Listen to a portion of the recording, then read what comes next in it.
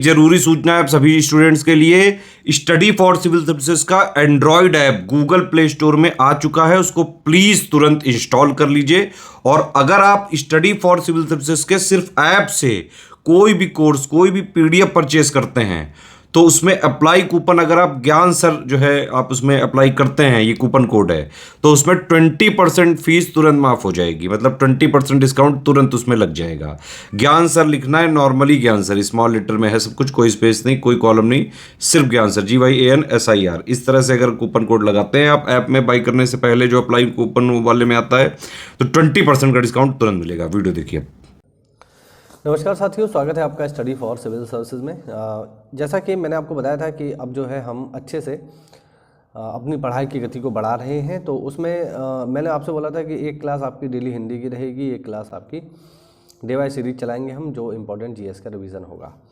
तो हिंदी में जो है अब तक जो है हम 5-5, 6-6 मिनट की क्लास ले रहे थे, अब हम उसको बढ़ाएंगे क्योंकि सिलेबस हमें टाइम से कवर करना है विद रिवीजन। तो बिल्कुल आप लोग भी अब कमर कस लीजिए, पेपर आने वाला है। तो चलिए जल्दी से शुरू करते हैं। देखिए भाई, प्रहसन तक हमने देख लिया था, अब इसके आगे बढ़ेंगे।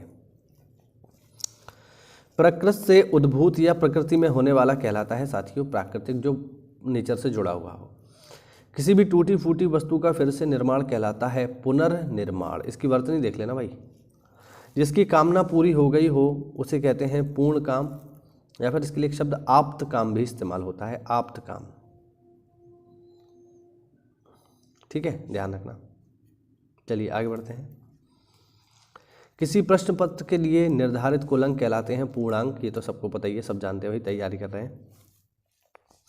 जो अपने पैरों से चल रहा हो उसे कहते हैं पैदल। दिन का पहला भाग सवेरे से दोपहर तक, इसे कहा जाता है पूर्वाहन। यानी दोपहर के पूर्व का समय पूर्वाहन, दोपहर का समय मध्याह्न, और दोपहर के बाद का समय अपराह्न। ध्यान रखना इन तीनों चारों को। पुत्र का पुत्र कहलाता है पौत्र, पुत्र की पुत्री कहलाती है पौत्री। प्रकाश में लाए जाने योग्य कहलाता है प्रकाश्य। जिसका प्रचार हुआ या किया गया हो उसे कहते हैं प्रचारित। जिसकी प्रताड़ना की गई हो उसे कहते हैं प्रताड़ित। किसी स्थल से परिवर्तित होकर आई हुई ध्वनि कहलाती है प्रतिध्वनि। दूसरे या विरोधी पक्ष में रहने वाला या प्रतिकूल पक्ष का कहलाता है प्रतिपक्षी। जिसके चित्त में पाप करने की भावना होती है उसे कहते हैं पाप चेता। ठीक है। परलोक से जो संबंधित होता है उसे कहते हैं पारलौकिक।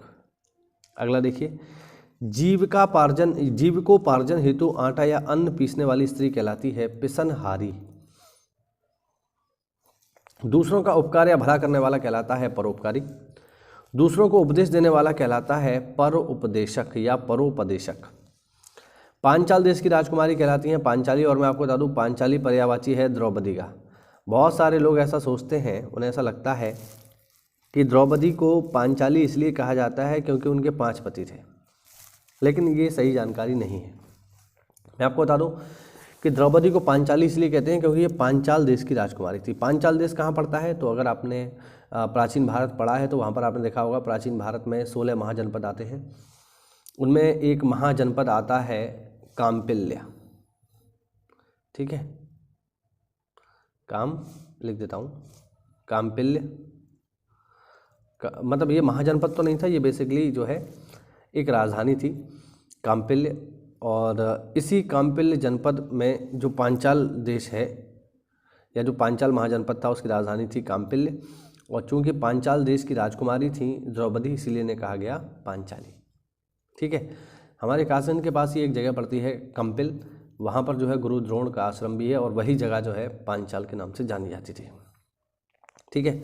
या इसको आप अगर 16 महाजनपदों में देखोगे तो आपको एक क्षेत्र दिखाई देगा अहिछत्र, उसी की बात हम लोग यहाँ पर कर रहे हैं। चलिए, पिता का पिता कहलाता है पितामह। पिता के पिता का पिता ये है प्रतितामह। ठीक है, यानी पिता के पिता का पिता, यानी हमारे पिताजी, फिर उनके पिताजी, और फिर उनके भी पिताजी, यानी दादाजी के भी पिताजी की बात हो रही है यहाँ पे। अगला देखिए, पुस्तक या लेखक की हस्तलिखित प्रति कहलाती है पांडुलिपि। पखवाड़े में या 15 दिन में एक बार होने वाला कहलाता है पाक्षिक। आगे देखो, पचाने की क्रिया वाला कहलाता है पाचक। किसी स्त्री को पत्नी रूप में ग्रहण करने के साथ उसका हाथ पकड़ना, ये व्यवस्था कहलाती है पाणी ग्रहण। तो हम लोग इसे बोलते हैं पाणी ग्रहण संस्कार। जब किसी शादी होती है बेसिकली, तो हाथ ही तो थाम रहे आप उसका, तो इसी को बोलते हैं पाणी ग्रहण संस्कार। मास के किसी पक्ष की पहली तिथि कहलाती है प्रथमा, पांचवी तिथि कहलाती है पंचमी, और मास की 30वीं तिथि या शुक्ल पक्ष की 15वीं तिथि कहलाती है पूर्णिमा। प्राण की रक्षा करने वाला कहलाता है प्राणद। गांव की वह सभा जिसमें पंच लोग झगड़ों को निपटाते हैं उसे कहते हैं पंचायत। जो पढ़ने में रोचक लगे या पढ़ने योग्य हो उसे कहते हैं पठनीय या पाठ्य। अगुआ बनकर मार्ग दिखाने वाला कहलाता है पथ प्रदर्शक। जो पदों अर्थात काव्य के रूप में हो उसे कहते हैं पद्य। जिसकी परीक्षा ली जा चुकी हो उसे कहते हैं परीक्षित। राजा परीक्षित का नाम आप लोगों ने सुना होगा। बहुत अधिक बकवास करने वाला व्यक्ति कहलाता है प्रगल्भ, और जो बहुत ज़्यादा बकवास ना करे उसे कहते हैं अप्रगल्भ। प्रिय बोलने वाली स्थिति कहलाती है प्रियमवदा। ठीक है, जो प्रिय बोलता है उसको कहते हैं प्रियवादी। पानी में डूबकर जो नाव चलती है उसे कहते हैं पनडुब्बी। पर पुरुष या दूसरे पुरुष से प्रेम करने वाली स्त्री कहलाती है परकीया, यानी ऐसी स्त्री जो किसी अपने पति के अलावा किसी से प्रेम करती है। और ऐसी पति जो अपने पति से प्रेम करती है उसे कहते हैं स्वकीया। अपने पति से प्रेम करे स्वकीया, किसी बाहर वाले आदमी से प्रेम करे तो परकीया। जो दूसरों के अधीन हो उसे कहते हैं पराधीन। ठीक, दूध, दही, घृत, शर्करा और मधु से बना वह पदार्थ जो देवताओं के स्नान के लिए बनाया जाता है उसे कहते हैं पंचामृत। ठीक है, आपने जो है कथा वगैरह में इसका सेवन जरूर किया होगा। जो दूसरे के आश्रय रहता हो उसे कहते हैं पराश्रयी या पराश्रित। जिसने किसी विषय को पार कर लिया हो उसे कहते हैं पारंगत। जिसको लोग जानते हो उसे कहते हैं परिचित। स्त्री जिसे पति ने छोड़ दिया हो, यानी एक ऐसी महिला जिसके पति ने उसको छोड़ दिया हो उसे कहते हैं परित्यक्ता। ठीक है, हाँ। पूर्ण रूप से पका या पचा हुआ कहलाता है परिपक्व। वह शासन प्रणाली जिसमें जन साधारण का शासन हो उसे कहते हैं प्रजातंत्र। आगे बढ़ते हैं। वह जिससे प्रेम किया जाए उसे कहते हैं प्रेम पात्र। जो पहरा देने वाला हो उसे कहते हैं प्रहरी। पति परायण स्त्री अपने पति के प्रति अनुराग रखने वाली स्त्री कहलाती है पतिव्रता। मांसपेशियों का शिथिल हो जाना कहलाता है पक्षाघात या फिर सामान्य भाषा में लकवा। अपने पद से हटाया हुआ उसे कहा जाता है पदच्युत। जो दूसरों का भला चाहता हो उसे कहते हैं परार्थी। वह स्त्री जिसका पति विदेश गया हो उसे कहते हैं प्रोषित पतिका। वह नायिका जिसका पति विदेश जाने को हो उसे कहते हैं प्रवत्य पतिका। भली भांति पोषित या पका हुआ कहलाता है परिपुष्ट। जो तोला या मापा जा सके उसे कहते हैं परिमेय। जो आंखों से परे हो उसे कहते हैं परोक्ष या अप्रत्यक्ष। शीघ्र आग पकड़ने वाला कहलाता है प्रज्वलनशील या ज्वलनशील भी कह देते हैं नॉर्मल। पर्वत की ऊंचाई आदि का पता लगाने वाला जो दल होता है उसे कहते हैं पर्वतारोही दल। ऐसा वाक्य या पद्य जिसका उत्तर खोजना पड़े उसे कहते हैं पहेली, या इसका जो तत्सम शब्द है वो है प्रहेलिका। आगे देखिए।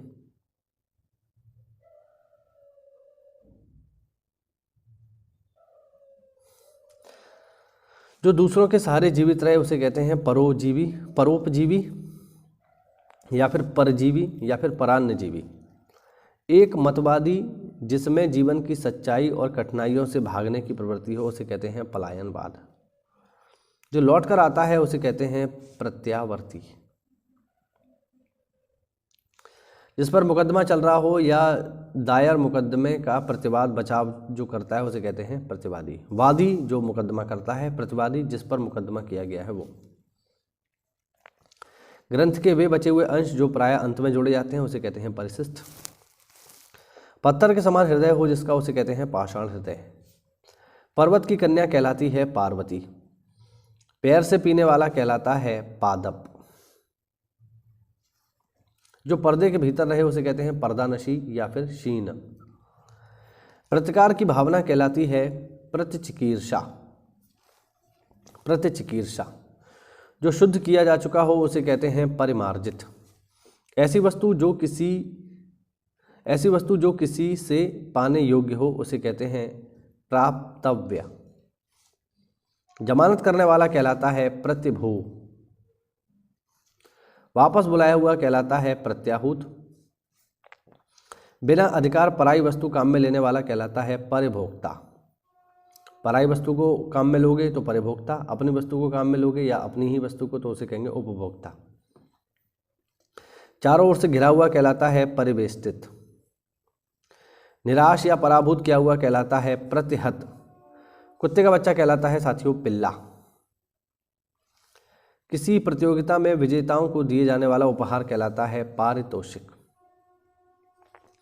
किसी कार्य के लिए दिए जाने वाला धन कहलाता है पारिश्रमिक। जो देश विदेश का भ्रमण करता हो उसे कहते हैं पर्यटक। किसी आरोप के उत्तर में दिए जाने वाला आरोप उसे कहते हैं प्रत्यारोप। आपने सुना होगा आरोप प्रत्यारोप चल रहा है। समान रूप से आगे बढ़ने की चेष्टा कहलाती है प्रतिस्पर्धा। जो प्रणाम करने योग्य हो उसे कहते हैं प्रणम्य। ठीक है। जो दूसरों का भला चाहता हो उसे कहते हैं परार्थी। किसी विषय में दक्षता प्राप्त करने वाला कहलाता है पारंगत। जो प्रमाण से सिद्ध हो सके उसे कहते हैं प्रमेय। रात्रि का प्रथम पहर या रात्रि के पूर्व भाग का समय कहलाता है प्रदोष। दूसरों के आश्रय में रहने वाला कहलाता है पराश्रयी। जो दूसरों के अधीन हो उसे कहते हैं पराधीन। प्रयत्न करना जिसका स्वभाव हो उसे कहते हैं प्रयत्नशील। फूलों की रज कहलाती है पराग। जो पिया जा सके या जो पीने योग्य हो उसे कहते हैं पेय। जो दूसरों के अधीन हो उसे कहते हैं परतंत्र। पृथ्वी से संबंधित या जो मिट्टी का बना हुआ होता है उसे कहते हैं पार्थिव।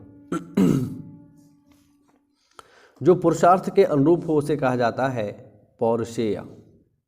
जो सुख दुख से परे होता है उसे कहते हैं परमहंस। जो प्रशंसा के योग्य हो उसे कहते हैं प्रशंसनीय। जो देखने में प्रिय लगे उसे कहते हैं प्रियदर्शी। जो पद का लालची हो उसे कहते हैं पद लोलुप। और जिसकी पूजा की जा सके उसे कहते हैं साथियों पूजनीय। ठीक है। एक लास्ट और देख लो, फिर आगे चर्चा करेंगे अगली क्लास में। छत में टांगने का शीशा या कमल या गिलास जिसमें मोमबत्तियां जलती हैं उसे कहा जाता है फानूस। तो ये हुआ आज का हमारा वीडियो। अब जो है थोड़ा वीडियो की लेंथ अब जो है बढ़ना शुरू हो जाएगी क्योंकि पेपर नज़दीक है और हमें इस टॉपिक को पूरा का पूरा पढ़ के रिवीजन भी करना है। तो थोड़ा सा मेहनत अब हम करेंगे और थोड़ा सा मेहनत आपको भी अब करनी पड़ेगी। तो बिल्कुल अच्छे से तैयारी करते रहिए, मेहनत करते रहिए। कोई डाउट हो तो कमेंट के माध्यम से पूछिए साथियों। मिलते हैं अगली क्लास में, तब तक के लिए जय हिंद, जय भारत, वंदे मातरम।